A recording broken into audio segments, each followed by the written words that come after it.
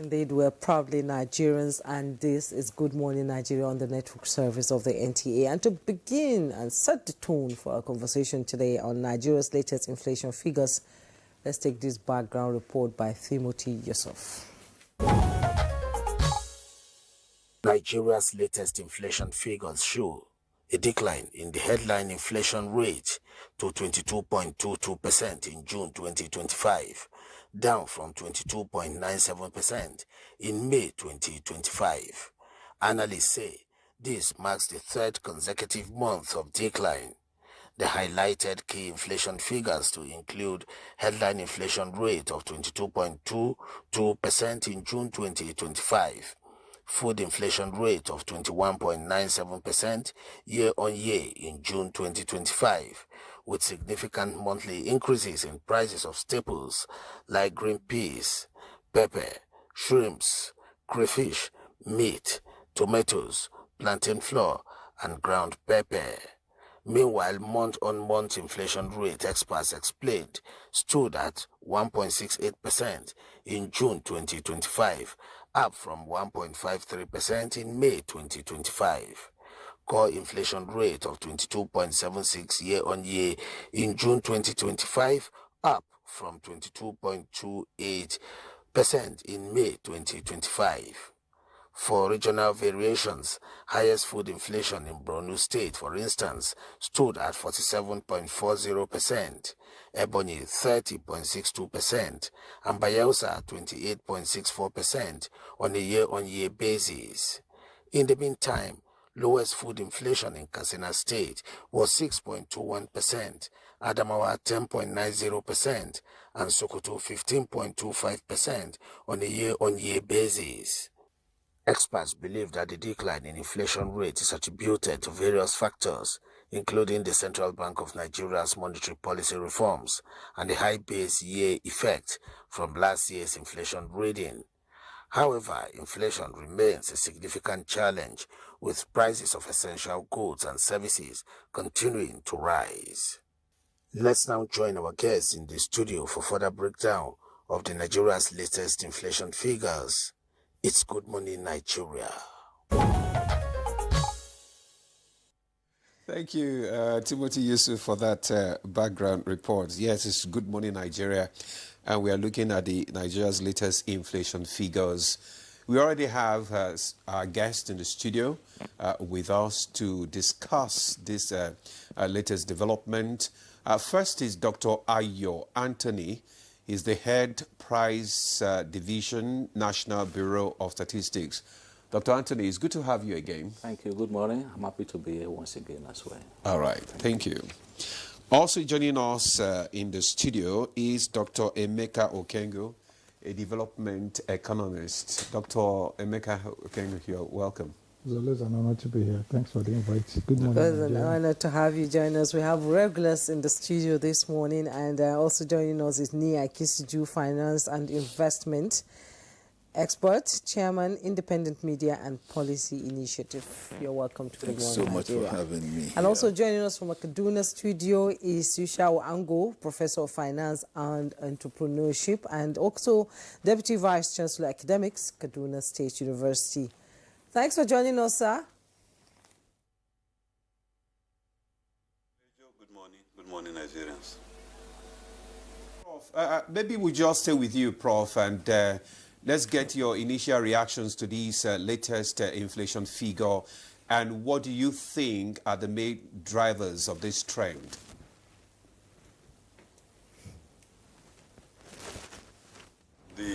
As the report we have just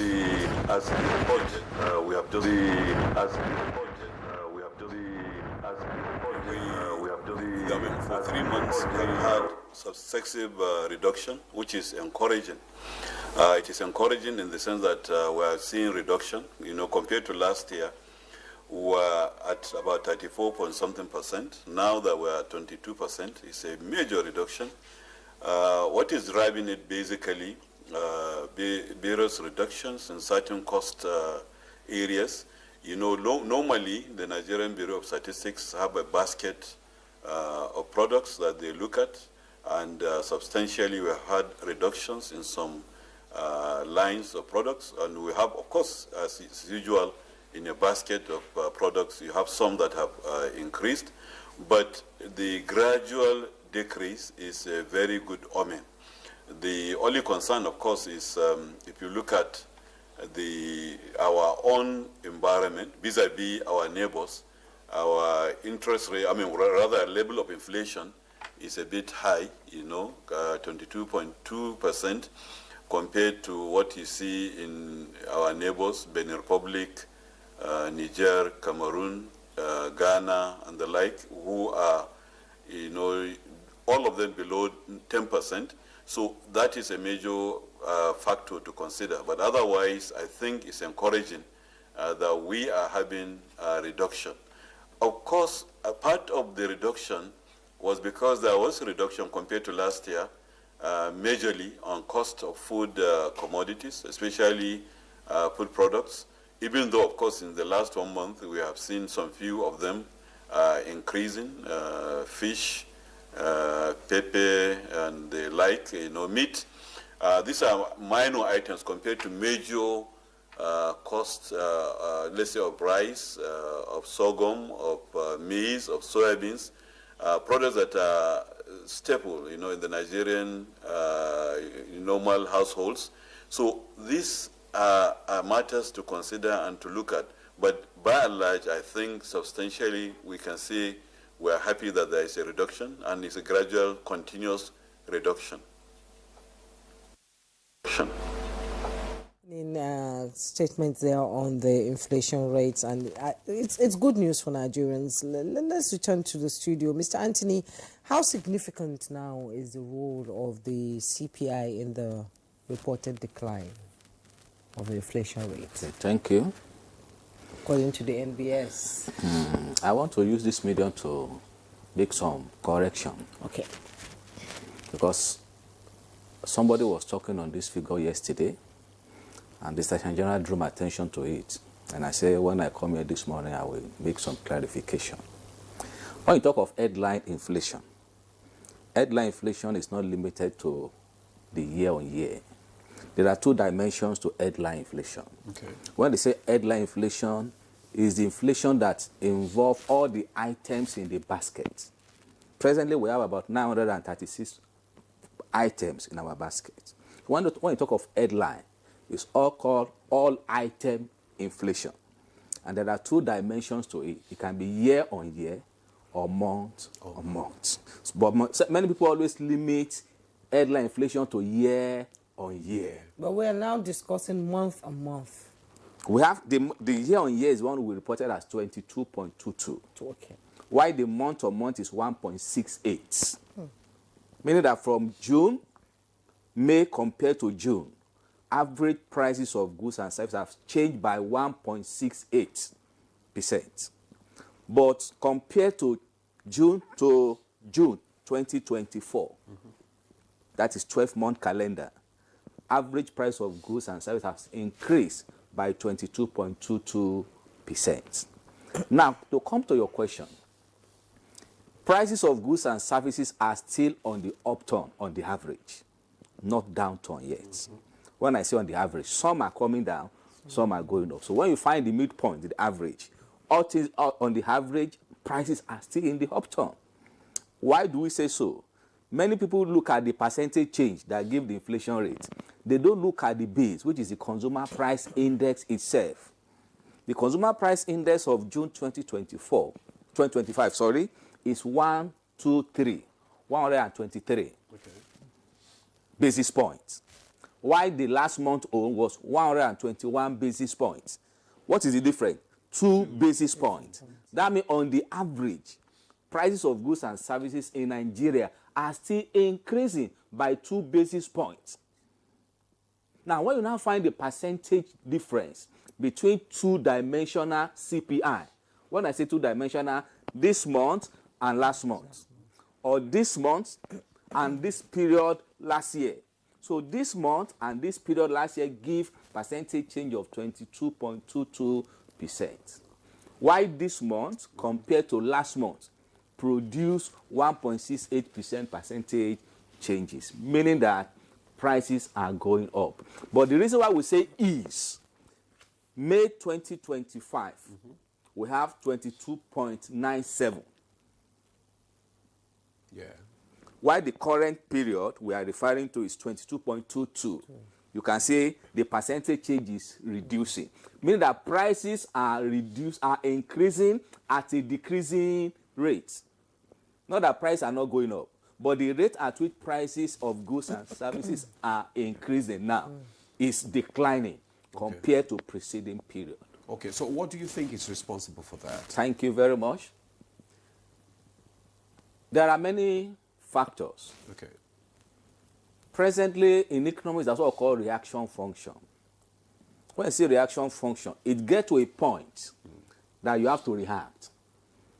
If price of goods are going up, and those goods are relatively elastic in nature, if I don't have money, will I kill myself? I will not buy. So households are reacting. If I'm buying 2 units of bread before, 2 loaves of bread before, let me buy what? 1. Another technical factor is what we call base effect in prices. Prices of goods and services this period, 2024, the CPI was already high. And you know, it's a comparative index. When you are comparing something with something that is already high in the base period, you expect a decline. So technically, the reduction in inflation we're experiencing can be adduced to the base effect. Okay. It can also be adduced to the money in the economy. Monetary policy measure these days tight. Where is the money in the economy? Especially an inflation that is demand pull inflation. Inflation that is caused by excess money in circulation, chasing fewer goods and services. The money, look at the interest rate. High. Money supply, reducing. So the aggregate demand is reducing compared to aggregate what? Supply. So definitely price has to reduce based on what we call transmission mechanism. Okay, thank you very much, Dr. Anthony, for your opening remarks there. Let's come to Dr. Okengu. We're looking at this inflation, the latest inflation figures, and let's get your reactions to that. And how do you think it will actually impact the average Nigerian, particularly in terms of purchasing power and cost of living? Thank you. Let's take it from the point of nutrition, which is at the base of most things. For us, the older ones, to keep healthy. For the younger ones, to now build the proper characteristics to function well. And if we have a situation where we are now forced to maybe not buy at all, Dr. Tony had said, if you don't have money, you won't buy. And then you're not able to buy these essentials that you need, either as an older person or, more importantly, for the young ones who are looking at disaster. It's even more so when you see that the thing is still oscillating. Food inflation is at about 52% if you're mixing it with energy. And these are the 2 basic things that run us. Why Dr. Tony was very correct to talk about the indicators. Maybe from a development perspective, the primary cause will be that we are not productive enough. I don't want to use the word that we're not productive. If you go to a staple like ginger, for instance, is off the table, is off the market. Okay, and nobody has tried to bother to find out why. Is it pest? Is it land? Is it threat? And so many other things. And if you're looking at these greens, well, what will make bread be expensive? You might just link it to grains. You might link it to flour. You might link it to the cost of even foreign exchange to bring them in. So it's easy for us to be mathematical and statistical, okay, at the level of now trying to define what it is. But I think it's also important that we drill it down. Look at a country that has 320 dams, talking about fish prices going up because you don't have one dam that is producing commercial, scale fish, not one. And even the Lake Chad, where you keep talking about Maiduguri, cost of food getting more expensive in Maiduguri. There are 2 things to it. Thing number 1, might be that you're not producing at all. Onions used to be, one of the major outputs from Maiduguri, where you come from, Jumai. I wouldn't be very surprised if people are now importing onions or getting onions from Sokoto. I wouldn't be. Yes, okay. Indeed. Sometimes, yes, because the main onion farms in Maiduguri is around Bama area. So these are the challenges. So you see, what we need to do is to, yes, Dr. Tony must do his job, and that is what he's done. But it's also important that we try to link this to our fiscal policies, because it's very important. What are we doing to be able to now promote, indigenous growth of our production patterns? There is nothing that's not a staple. Meat is staple. Rice is staple. Gari is staple. There's nothing that comes into our food systems, that is not very important now. So for me, to answer your question directly, the impact is terrible. It's going to be impacting on the young ones negatively. That it's going to be stunting growth. For those of us who will be needing some nutritional support because we're over 60, it's also going to be quite tough, okay, because you're not able to now afford, the basic you need, to probably have a healthy life. That would be my opinion. Interesting. Mr. Nee, how does persistent food and core inflation affect poverty reduction and income inequality in Nigeria? Because Dr. Okongwu is saying that when inflation goes high on food, it affects the people. How does it reflect on the daily life of Nigerians? It's not the importance and the symbolism of food in the Nigerian inflation basket. It's not a recent thing. It's given that most households spend a larger percentage of their income, on food. So anytime there is an increase in food inflation, it presupposes a burden, a cost burden on the household. And of course, inflation itself determines the numbers of people that also circled into poverty. And of course, again, reduction in inflation rates, it also determines how automatically they circle out.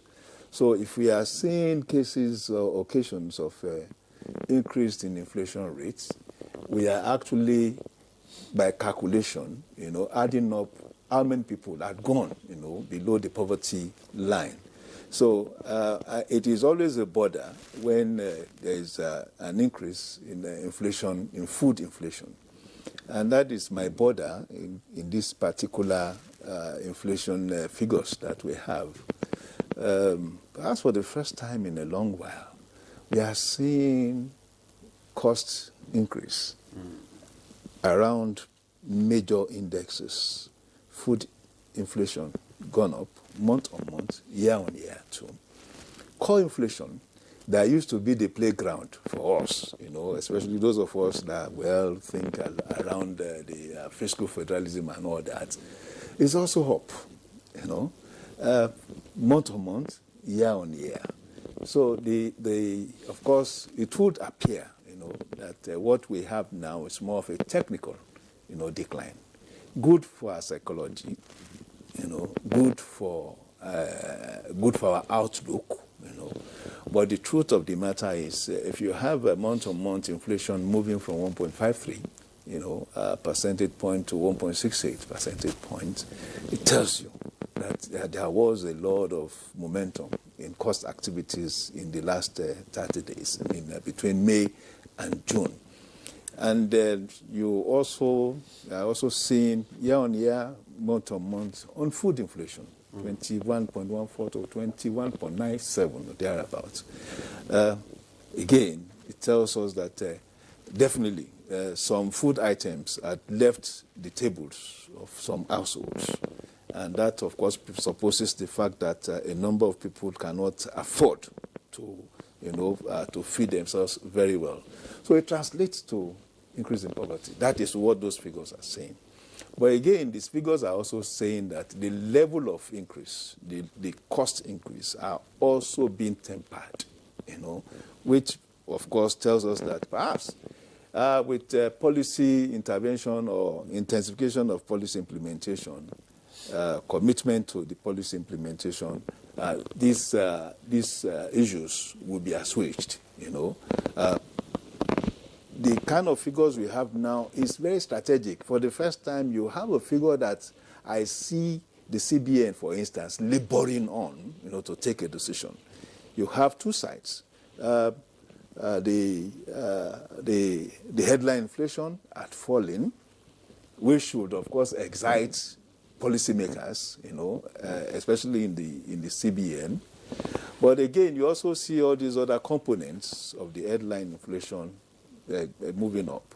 And the expectation over the last so many months is that the CBN had been consistent in monetary tightening, that now that we have seen a trend over a 3-month period of a decline in inflation rate, the argument will be, is it not time for CBN to start reducing its monetary policy, monetary policy rates?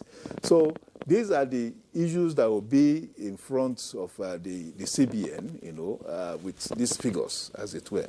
But I think there is also a need to use this figure to determine what manner of policy deployments, especially in the physical side, that will need to be implemented. So how does that impact development goals?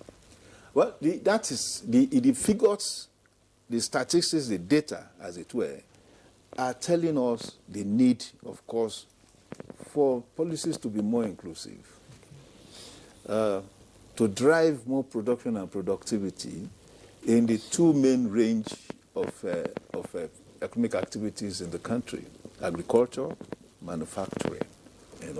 And of course, the border again is that there are projections already that in the month of July and August, food inflation may even become critical, because these again are the times, for instance, in the southern region, you had a lot of rain.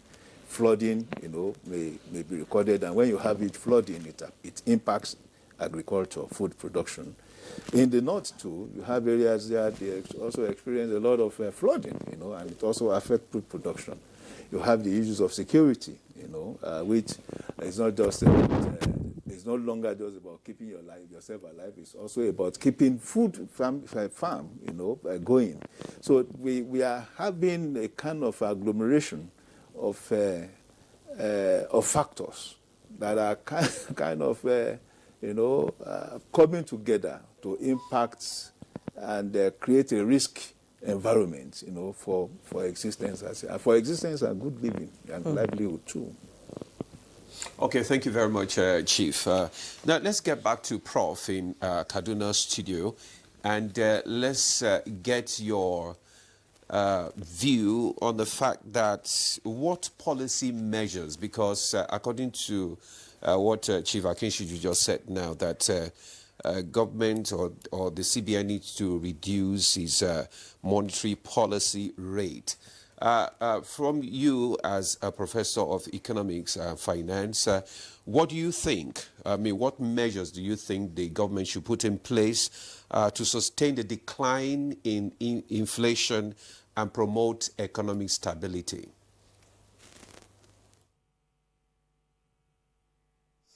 First of all, let me correct. I'm not a professor of economics. I'm a professor of finance and entrepreneurship.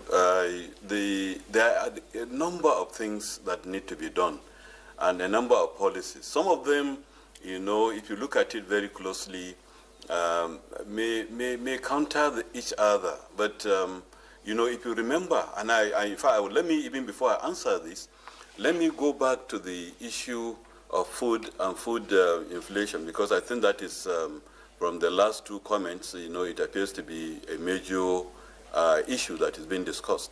Now, if you look at it, the background about this inflation in Nigeria as a whole, because for this program, we're just looking at what happened between May and June. But if you look at the background originally, the first thing was removal of subsidy, which happened in 2023. Then, of course, the exchange, the attempt to merge the various rates of exchange rates. Those are the various factors that actually propelled the economy and in terms of inflation, and that was what happened. And basically, we are saying that despite measures that have been taken, because government had taken some measures, last year around this time, there was huge cost, when you look at food, especially food inflation, and it was a matter of concern to government. Now, what government decided to do then, and I believe that is why we are not at last year's level in terms of growth year on year or month on month, as the case may be, was because government decided to open a window and imported quite a number of major staples. Quite a number of major staples were brought in. Now, why I say some of these things sometimes counteract one another is that in attempt to do that, in attempts to reduce the cost of food or reduce food inflation, this was done. And of course, that means dumping more or less this kind of products into Nigeria. For the farmers that have produced already, it means they have produced probably at a higher cost. They have now been made, to sell some of these products at whatever the market can take. And that means, huge reduction, despite their cost of production. So that is what happened. You remember, on another side, we also are faced with the issue of poverty, which is a major factor and a major issue in the country. We know over 130 million Nigerians are below the poverty line. We also know that over 70% or about 70% of Nigerians are farmers. So you can now see that there's a direct relationship between the decision, the policy, to now bring in food and import it massively and increase in poverty. So what I'm trying to say is that regardless of whatever money market will do, whatever the fiscal authorities will do, all of these policies, you have to look at them, and weigh them as it is and decide on the best way to do things. Right now, as I'm telling you, the prices of foodstuff, especially I'm talking about these major staples. I'm talking about rice, I'm talking about soybeans, I'm talking about maize, I'm talking about sorghum, and things like that. The prices have crashed. In fact, there is no market. I have said it here in this program that, over time, that I'm a farmer myself. So I know that I've taken my goods to the market for 3 markets now, and I've not been able to sell them. Why? Because of these imported ones that were produced, that were dumped at, that were coming at a lower price. So now look at this. What I'm saying is that look at these various policies and decisions that have been made by various agencies of government and various arms of government. Now, when we are talking about the monetary authorities, what they are trying to do basically in terms of increasing interest rate, or rather is to manage the funds, the cash flow in the economy, to ensure that there is not too much cash chasing too few products. And in that process, it reduces inflation. But now, if they are to reduce it, it means more money available and probably even more inflation. That is likely what is going to happen. So what I'm saying is that in all these policies that government is making, either at CBN in monetary terms or at on the fiscal aspect of it, in making all these decisions, we have to consider the ramifications and the possible implications of whatever policies that have been brought to play. Can you tell us how significant the role of the rebased CPI is in the reported decline now? Basically, is just to give us a starting point, a reference point, where to start from. And that's just basically what it is. So it's a technical thing, rather than basing our inflation rate on certain years, we're now using so year as a base. That's all we do. So really, it is just for reporting purposes. It does not have any major implication for the actual what happens in the market. So rebasing, and it makes sense, that they are now rebasing it based on 2023, I think, or 2024. It makes a lot more sense than what we had last year when we were using 2009 as the year of reference. I believe the closer the better for terms, for getting, or rather for being able to have something that is close to reality. So rebasing is in order, but it's just a technical window or opportunity, so that you know where you are starting from. Thank you very much, Prof. Let's come back to the studio. Dr. Anthony, just like you have heard Prof said that, some of the contributors to this inflation figure is as a result of the removal of the subsidy, just like some people have also said, and the pairing of the Naira. and probably the insecurity. Do you agree with all this assessment? Yes, definitely. Shock is inevitable in an economy. If you move your economy that you don't have shock internally, it can come externally. So when there are shocks, definitely there must be a response. And one of the variables that respond faster to shock is price level. Insecurity is a shock that has been with us for long. Some months ago, somebody criticized our figure. He said, why will food-producing states like Benue have high inflation, while consuming states has low inflation? I just laugh. I say, you are an expert, you should have answer to it.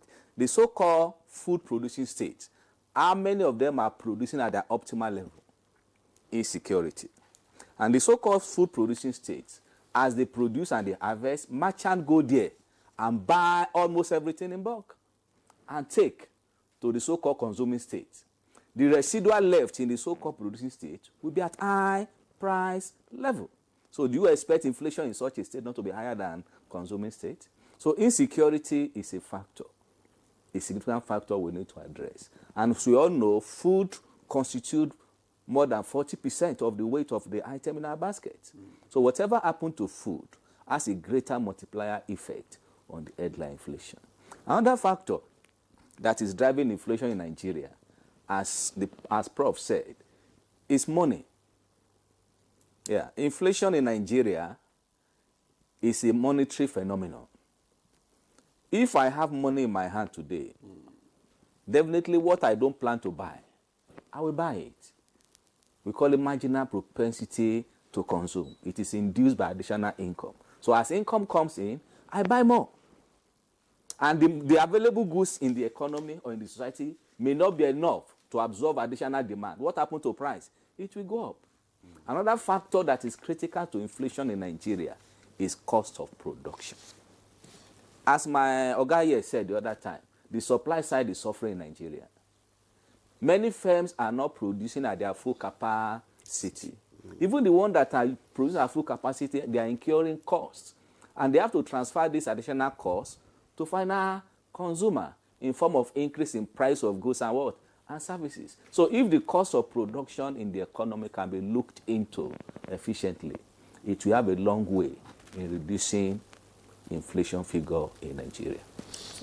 Okay, thank you very much, Dr. Anthony. We just want to inform our viewers that you also can contribute to this discussion. You can send in your questions, you can send in your comments via the numbers on your screen, displayed on your screen. You can send your text messages or send your questions through WhatsApp. Okay, Juma. Yes, we're expecting your questions so that we understand, you understand how the inflation rate works. Mr. Okwangu, you're an agriculturist, and we just read in the headlines of the papers this morning that rice farmers, grain farmers are now not in the market because of the high cost of fertilizer.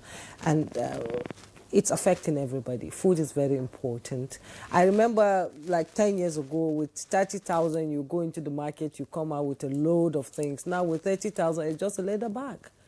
Bread is even 2,000 naira. So what does the common Nigeria begin to understand all these technical jargons of the CPI, inflation rate and all that? How do they begin to understand? Because I'm sure a lot of viewers watching us today are very, very interested in knowing. Well, you see, that's what I've tried to keep away from the technical details. I leave it to yes. I leave it to Dr. Tony. It's his forte. But I try to drill it down so that everybody can be part of it. And let's use the word farmer as against the population. When you used to go to the market and get what you were getting at 30,000, how many people were living then? What was our population? And what was our farming methods? Now, the farming methods is very critical to the volumes that you create. And the volumes that you create are the basis of unlocking the value that comes with it. When you mention food production states, and somebody mentions Benue, how many commercial farms do you have in Benue? How many commercial farms did you used to have in Benue? For emphasis, at one time, Benue probably had one of the biggest poultries in the whole of Nigeria. Had the Taraku mills, had even a ranch. I think they also had a tomato or something, canning system. But where are they now? For how long have they functioned? And how long, have they been dysfunctional? So first and foremost, you need to give a proper definition to the word farmer, so that we know we're not talking about somebody who is a gardener, because there's a difference between a farmer and a gardener. And so you're able to now juxtapose the volume he can bring to the market. Okay, that can now begin to now challenge, the ones that you're importing. Then this is one part of the story. The second part is that I think that Nigeria might be one of the few countries that has the volume of population we have that is not putting food substitution, or farm substitution as a major government policy. There is no other country in the world, fact check it, that does not first and foremost do what they call farm gate, procurement, and then production support through subsidies. None. America, Germany, Britain, name it. They subsidize their farmers to the point that even if you're producing at a loss, you're in business, because government mops up and then makes it that they pay you premium at every point in time. If that was happening, a professor in Kaduna would not need to go to the market 3 times to try to sell his goods. Because what has happened from his own example is now there are now 3 other costs of transportation to those goods, because he didn't carry it on his head. By the time he's going back into the market the 4th time, you will now find out that he's not going to be loading those logistics costs, those transport costs, those storage costs onto what it is he's going to be selling. But if he had a system where everything he had produced would have been mopped up at farm gates, all right, he now knows that what I've produced is gone, even if it's in my storage. There's somebody who's off taking it at that primary level. So if we want to change these things, sometimes people say removal of subsidy. I am an advocate. I support it. That's the only way to have gone. Okay, in fact, when President Jonathan was president, I think he was in this studio, and I said, remove subsidy. And then some bloggers, started flagging my name. I was promoting removal of subsidy, and I go and attack his office. They said, listen, let's be real. If we don't remove subsidy, if we don't take decisions and government does not do what we are doing now, we're going to be having children who are stunted in growth. We're going to be having a country that nobody can live in. So what it is we need to do is to look at those various factors. And I just raised one issue. Let me raise another one. 85 million hectares of land, arable. Like I said, 320 dams existing, not to be built. All right? Yet, we are not self-sufficient in anything. You've talked about rice. Rice was one of the things we celebrated that we have gotten self-sufficient on. And I think I remember in those days, he was also here in your studio, and I said, NTA, have you gone to do a Vox Post? Have you gone to these rice fields? Because from my own statistics, the largest rice production system we have in Nigeria is the Olam farms, which at then was about 10,000 hectares of land. Now, if we have Olam with 10,000 hectares of land as the biggest farm, where are we getting all these thousands and thousands of pyramids that were stacking up? Of course, people didn't like it. So if you want us to change the way we think, I think we need to be fact-based. We need to now drive our systems based on data. Okay, there's been this argument. The Ministry of Agriculture has come as ever to say, oh, we didn't do any importations. Okay, now, if those importations were they done as primary importations, or were they done as substitution, or what we call import substitution? Those are, again, 2 different things. Okay. If it were done as primary importations, then this is why you now have this flooding. But if you did it as import substitutions, then it was supposed to now be supporting what it is you already had in storage. If you don't have the statistics of who's producing and where you can mop, how do you now know what you have in storage? If you have silos and you are not linking those silos, to form to food systems that are able to now give the surplus or primary, how do you now know what you're subsidizing? So do you mind to answer you very quickly? Fertilizer is also, for me, not a good one. For a country that has probably one of the biggest organic fertilizer systems, the Kaduna Phosphate fertilizer production plant was one of the biggest in Africa. The carcass is still there, staring everybody in the face. And then you have Sokoto State with all the whole, tons and tons and tons and tons and tons of phosphate lying there in the Wuruno, area and other places around the country. Let's not even talk about NAFCON. So why on earth would us as a country be talking about that we can't get fertilizer? It doesn't make any sense. So it's for us to be a little measured, okay? It's for us to understand that there's a back end, okay, to everything you want to do. And that back end is the foundation. So if you don't get that foundation right and then get the things that support your foundation right, you're going to be having outputs that will be technical, okay? And then the more technical it becomes, the more people are getting confused. I'm sure that a lot of Tony's friends will be very angry with him. You come here and tell us that this thing is reducing. I'm not able to buy food. And people don't understand that what Tony is actually, trying to explain is what he has to explain. It's not his job, okay, as a statistician, to go and tell people to go to the farm. It is his job to say this is what is available, this is what we can be able to, and against what's available, this is what the situation is. Actually, he explained that although the inflation figure reduced a bit, but the rate of prices still keep going up. But the rate at which they go up has also reduced. That's his explanation. In some areas. That the rate of increment has reduced, not as before. Okay. If you're buying you're buying a bag of rice at 100,000 now, and your salary is 300,000, there is no way you can buy rice for yourself, buy for your mom, buy for your in-law, and buy for your brothers. No way. Then you don't buy a bag. Hold on. Hold on. So that is it. If you don't buy, they starve.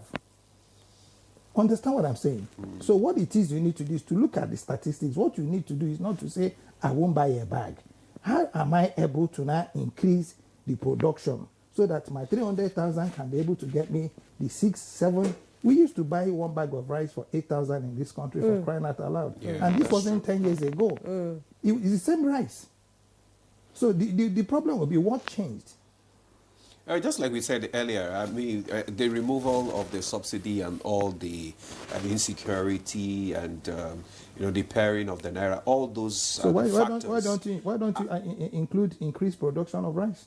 Yes. If you remove, sorry, I'm not trying for us to be argumentative. Yes. If you remove subsidy and you increase your rice fields, if you had 100,000 hectares of land under cultivation for rice, if you had 200,000 hectares of land under cultivation for rice, would you have more outputs?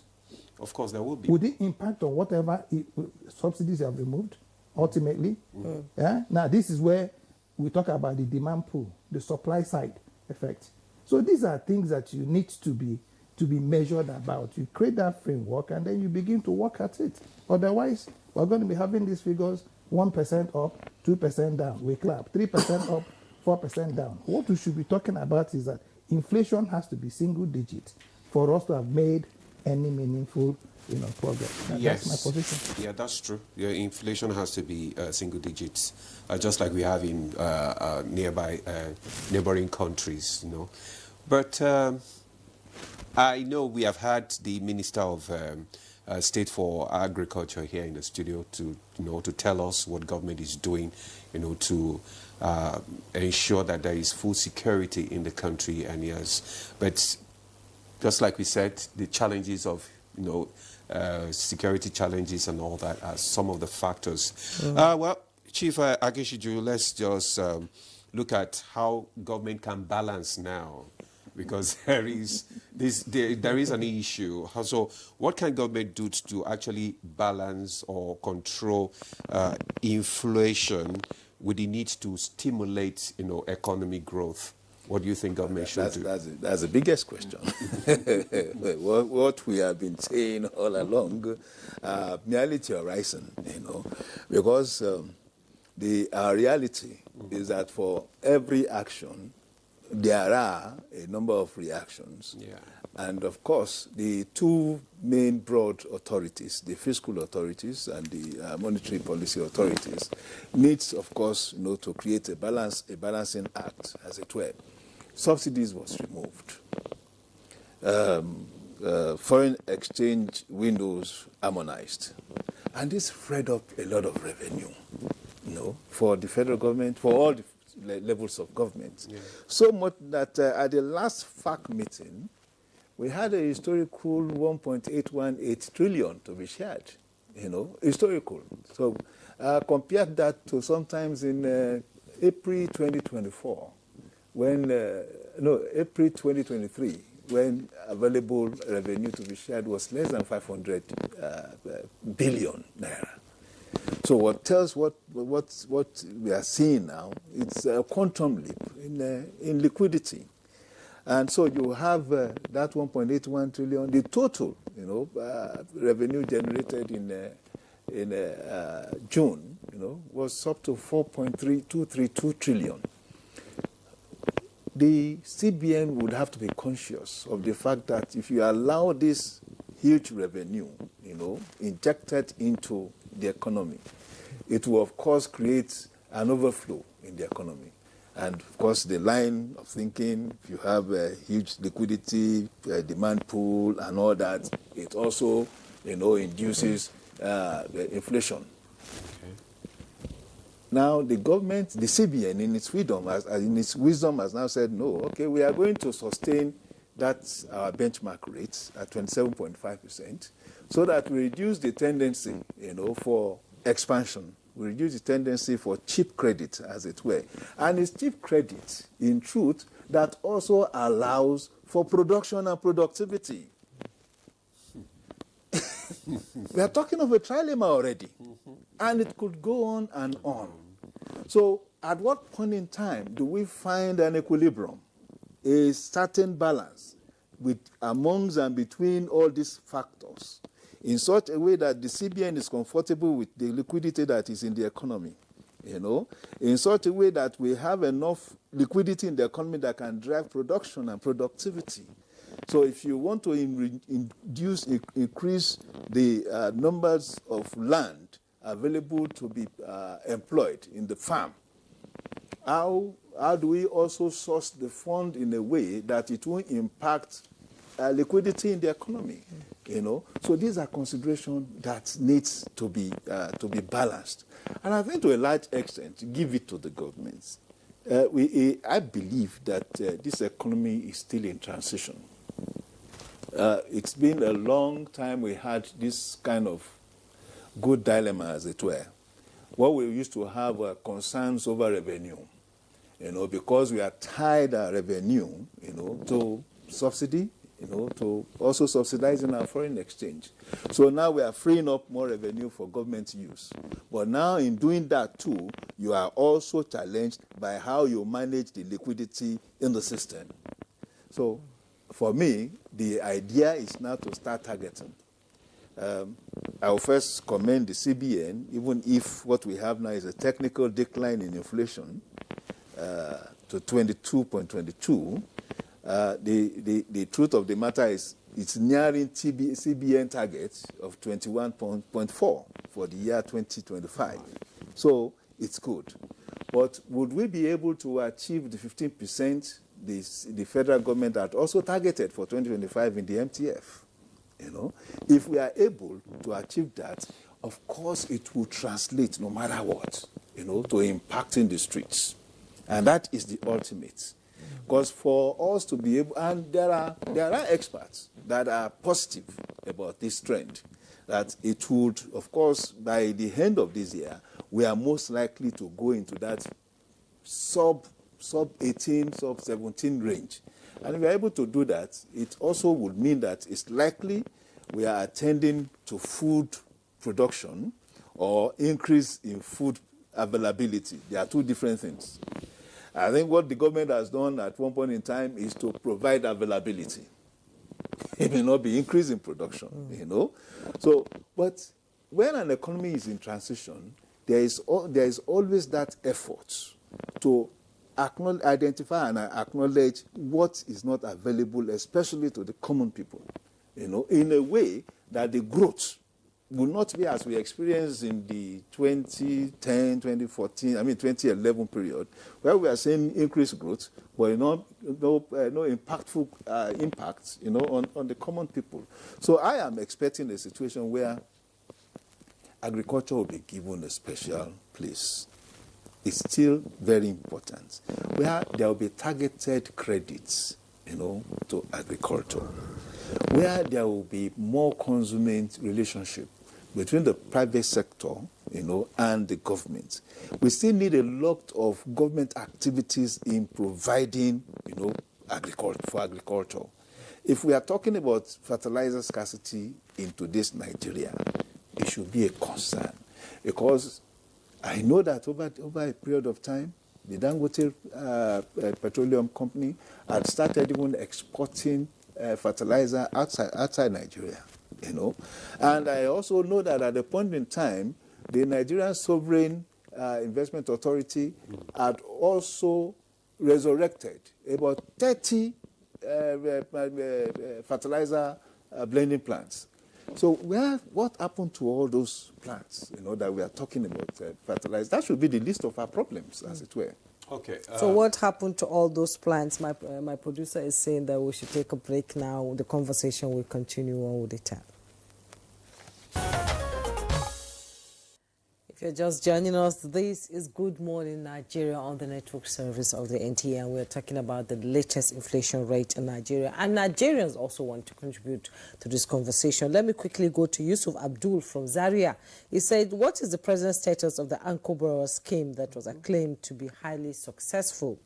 And that's Yusuf Abdul Zaria. And another one said, good morning, my name is Daniel from Jos. I want to thank both Dr. Okwengu and Dr. Nii for being pragmatic in answering these questions. Please, Mr. Okwengu, I hope to meet you in person someday, because I would like to become one of your mentees. Wow. Thank you so much. He said, God bless Nigeria. You already have a fan. Yes, and Muhammad Awal Musa Afoima from Kano said, no any price decline on goods from my end here. Good morning, Nigeria. And the drop in the, Dr. Abbas G. Idris said, the drop in the inflation rate index is not to be celebrated at this farming season. Prices on food are relatively cheap. Farmers cannot break even. The cost of fertilizer now is between 50,000 naira to 70,000 per bag, while a bag of maize is 35,000 naira to 40,000 naira. There's looming food insecurity this year because most farmers cannot afford fertilizer to farm rice and maize. The government should find means of subsidizing fertilizer as a matter of emergency. And Hajia Jumwe and good morning, he said, Hajia Jumwe and Dr. Tony. I like hearing honest people like Dr. Tony. Please, ma, may you invite Dr. Tony to lecture Nigerians always on the topic of inflation. Smile like a fire from Kongolada. And Edith Isang and Abuja said inflation in Nigeria right now can only be tamed by radical fiscal measures. Government should act more to provide security. More money should be spent to rehabilitate existing roads than on constructing new ones. And finally, there should be a determined pursuit of the CNG initiative. Mr. Tony, can you respond to some of them? Yeah. Thank you. One thing I want to say is this. I've had it in mind before. The purpose of statistics is for economic agents to take rational and efficient decision. When we release our figures, households are meant to use to take informed decision. Firms, the same thing, even governments. But one thing is that when statistics are being released, people do not even understand the meaning of that statistic, and they begin to criticize it. That is why you're here. Now, number two, somebody was saying inflation in Niger is lower than that of Nigeria. Inflation in Niger can be lower than that of Nigeria, and the price of goods and services can still be higher in Niger than Nigeria. It sounds paradoxical, which is the reality.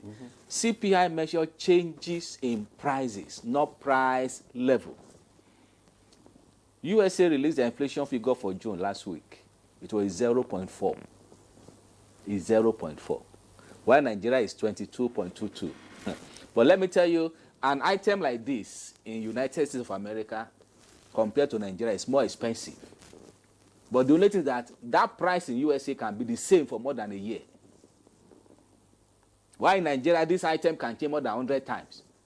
5 times in a day. So that is where the divergence is. That does not mean Nigeria reporting high inflation mean that things are more expensive. Okay. Inflation is changes in prices. Some countries that are reporting is 0.2, 0.4. Things are higher there. However, income also commensurates. That is the problem in Nigeria. Inflation can be going up, but the income, let me follow the school of thought of this, my doctor. Okay. Does not move at the same level. For poverty level to be progressively reducing as prices of goods and services are going up, income level also ought to change so that the purchasing power will not be eroded by the increase in prices. I like that your school of thought. Income level should be All right, let's bring in Professor Ango now to probably react, also respond to some of those questions before I read out some of the questions and comments that I have. I think you should read it out, then he picks up from there.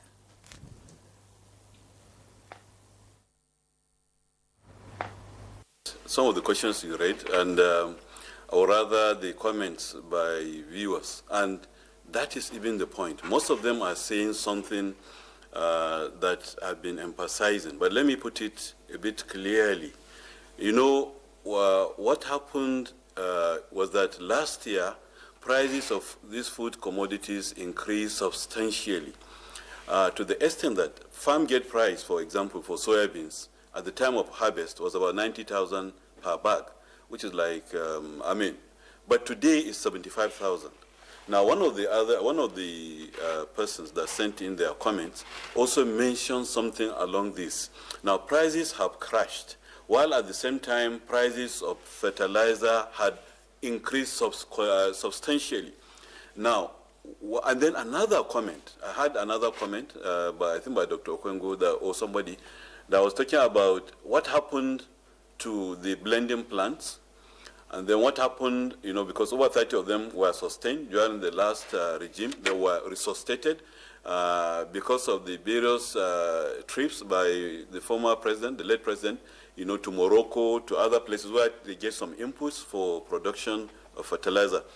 Before that government came in, that was before 2015, what we are experiencing now is what was experienced then. That is, if a typical farmer sells a bag of maize, you know, as at that time, you know, I mean, let's say towards the end of Jonathan's time, he needs to sell 2 bags of maize to buy 1 bag of fertilizer. Now, of course, when President Buhari came in, he tried to resuscitate these blending plants and all that, and it came to a point whereby you sell 1 bag and you can now buy 2 bags of fertilizer. What happened, or what is happening right now, is that last year, like I said, farm gate price at the time of harvest, you know, you are taking of maize at 60,000 naira or something, but now maize is 35,000 naira. Meanwhile, fertilizer is 50, 60,000 naira, 70,000 naira. So we are back to square zero. So the implication of this is that already farmers are not, this year, for this season, most farmers are not producing maize. Most farmers are producing the condiments, you know, like red pepper, other products that are not the real food that people need. I don't know what will happen. So perhaps maybe what will happen is to continue importation, and that is not a solution. So that's why I said when government is making policy, they have to weigh the various options. Most important, I think, of all securities is food security. We must ensure we have food security. As populous as India is, as populous as China is, they are able to feed themselves. In fact, as it is, the rice that we imported now largely is from Thailand or from India. So if they could feed themselves, and we are not able to feed ourselves because of policies we are doing and somersault in policies, And somebody was saying about anchor borrowers. Yes, anchor borrowers had some challenges, but anchor borrowers helped. Substantially, we had reached a point where we could feed over 90% of our rice demand, which is the highest, I believe, the most staple food in Nigeria. We were able to do it, locally. But this is not the case. Farmers are not producing so much rice this year. They're not producing so much of the other products this year. So government, what they need to do, which is essential, that's why I say you have to balance it. Balance the monetary side by making sure that not too much money is in circulation. But on the fiscal side, what government need to do, is to ensure that they either, not take the prescription of the IMF or World Bank that says don't subsidize, whereas some of these countries that we're importing from at much cheaper prices because they were subsidizing their own countries. So rather than take this prescription, support inputs, especially fertilizer and herbicides and other inputs that farmers need, subsidize that. But more than that, guarantee prices for farmers. If you don't want to do that, okay, leave it. But guarantee prices for farmers so that the farmer that produces knows that he's not going to produce at a loss. If he's not going to produce at a loss, government then can now stock the reserves. What happened last year when prices were so high, government said they were bringing out 40-something thousand, I think 43,000 metric tons. I don't know where they got it from because I doubt if they had those in their silos. But nonetheless, whatever it is, government need to maintain a balance, ensure that the farmer does not lose, so that the farmer is encouraged to produce, and while at the same time ensuring that it's not too costly. And that can be achieved in many ways. Government can now directly sell to some organized people like employees, public employees and all that. If you are selling goods to them directly, they don't go to the market. There is no way the market, will be so high. You can balance it. That is more strategic and that is more beneficial rather than, resorting, to short-term importation. Just import, dump it, and then make all of those people to lose. And then they are already poverty-stricken. So now they become even more poor. And then what do we do? Because this year, I have a farm that is like 60 hectares. 40 hectares people have hired from me.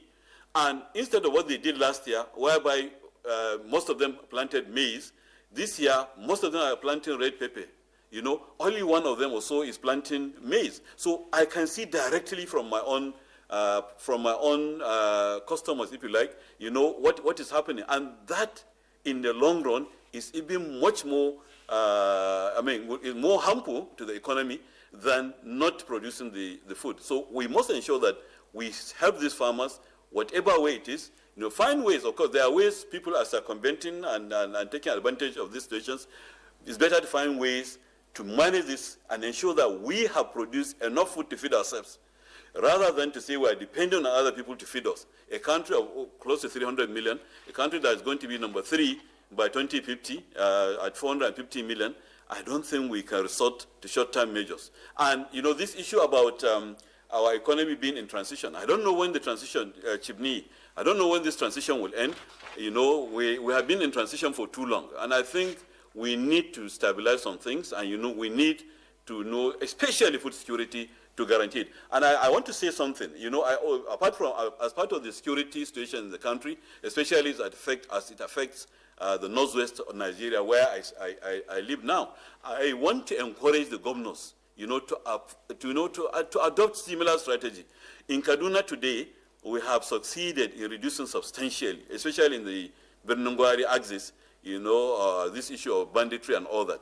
If this is solved here, but it's not solved in Zamfara, or it's in Sokoto, in Katsina, it doesn't solve anything, because what it means is that those who are not cooperating with this system, they will move there, operate, and then come back to Kaduna as a safe haven or somewhat. So I want to encourage all the governors to work together, to ensure whatever it is that will bring peace, so that there will be a lot of more farms that will be opened, for food production. Very much, Professor Ango.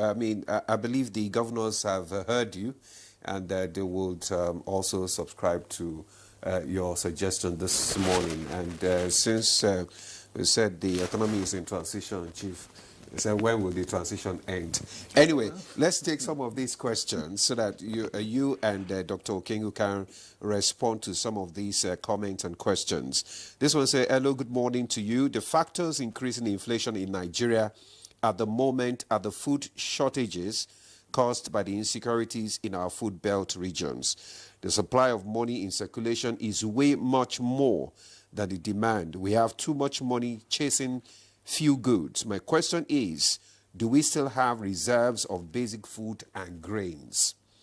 Now, the second one says, good morning. I really appreciate this issue for discussion today. My question is, what are the practical solutions to the challenges we have on goods and services? That's from Arabi Kende Paul. Then this one says, the effect of reduced inflation now is not an issue. The government needs to look at the production of food because input to farmer has not changed. What it means is that government will continue to import food. That means the local farmers will not go to farms. Kush, Peter, Kukui. Now this one is, my questions as follows. Wow, he has about 5 questions. So, how have recent government policies, e.g. fuel subsidy removal, FX rate unification, impacted food prices? We've talked about that. What role does insecurity in farming regions, e.g. banditry, other farmers' clashes, play in disrupting food supply? What is the impact of the recent rebasing of the consumer price index CPI to 2024 on the reported food inflation rate? Which population groups are most affected by the rising food prices? Is it the low-income earners or the rural dwellers? What percentage of Nigeria's food supply is still heavily dependent on imports? And how is this affecting local prices? Now, this one says, should the Central Bank of Nigeria focus more on monetary tightening of ore or food production incentives to fight inflation? How can Nigeria balance food sufficiency goals with the need for food affordability? Thank you. Then this one is, good morning, about what you are discussing. The food prices, the major problem we have is the transporters. They are the problem. Government should call them to order. The price of transportation of goods to the market is too much. So let's look at this last one. Let me just take this last one so that you can respond to it. It said, good morning. I am Lukman Adeni Sapele from Delta State. I want to thank you for bringing people of clinical knowledge on issues of information in the country. Their contributions are exact and point blank. My contribution is that government should make efforts in connecting farm settlement from rural areas to the market through road infrastructure. It's difficult for most of them getting farm produce to the consumers. I have seen on first hand farm produce such as much as desired plantain rotting away due to lack of smooth transportation. Okay, let's start from Dr. Okengu. Thank you very much. Let me thank my friend from Jos. I'm actually a Jos person. I have roots there. It would be nice to meet you someday. Back to the issues. I think we are dealing with raw materials as finished products. It's also important to get that so that we don't delink industry, okay, from food production. Because we seem to be focused on some kind of subsistence production systems. Okay, plantain is supposed to support even your medical industries to a very large extent, but you have to have those volumes. So it's also important that in discussing food, we also discuss industry. And in discussing industry, this is where these links that somebody had mentioned will come, transportation and all that. If you don't put that cost into the value process, then you load it onto the immediate off-taker, which now becomes a farmer. Okay, but if it's stretched a little bit, all right, like I don't know, I was discussing the potato industry, and if you just go and do a check on the potato industry, in the US, it's about $300 million potato, and how it values to rail links, industries, power stations, and all that. Because they don't have potato farms, they have potato belts. And you see, sometimes when you talk about food belts, I mean, I noticed in your intro, I heard you talking about belts. I wouldn't even know where you have a plantation. Okay, you need to have a plantation before you can start now belting it. Now, we don't have food belts anywhere in Nigeria anymore. We used to before, but it's no longer existing. It's work in progress, and we must commend government. For us, let us start with what we came here to discuss. It's a big deal, okay, that our inflation is dipping. It's a big deal. It should be celebrated. It shows that there has been some consistency, in the plan to pull us out. Remembering, this might not be nice to some people's ears, that this is going to be a 10 to 15-year march. If we're going to be marching out of it, I mean, we could quicken it a little bit, but it shows that there has been some fiscal and monetary discipline going forward. So if we keep at this rate, and I'm sure by the time they do the rebasing, we're going to be having more good news. That's not where the issues are. The issues are at the back end. And at that back end, Demola, we will need to restructure the country. Do we have the compendium of farms and what they produce? Do we have an aggregation point where products are now, aggregated into volumes? Do we have you, Demola, who is allowed by law, okay, producing something in front of your house? It's called homestead or rooftop or urban agriculture.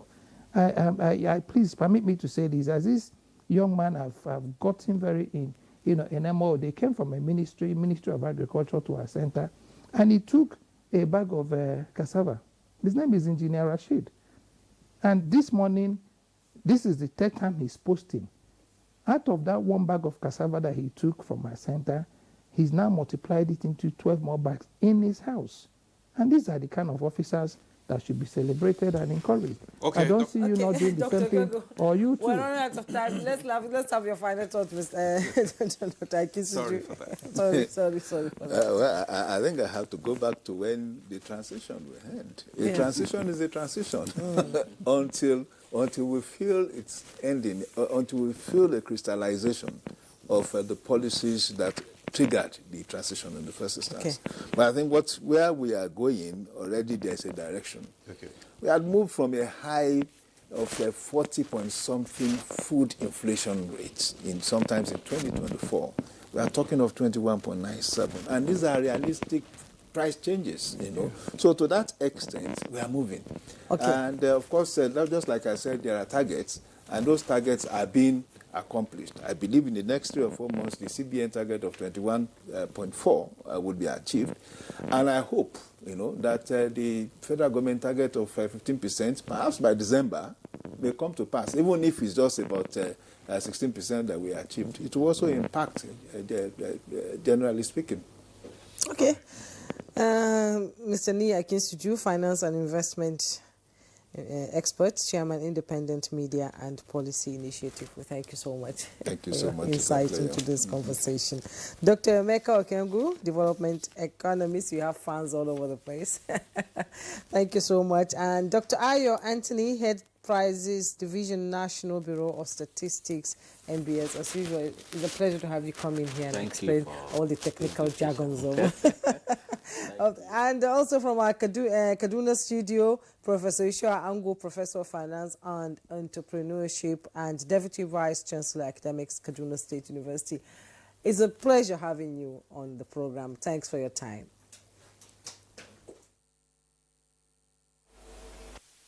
And that's Good Morning Nigeria for today. Thank you so much for watching. I am Jumai Yusuf. And I'm Ademola Adeye. Do have a pleasant day.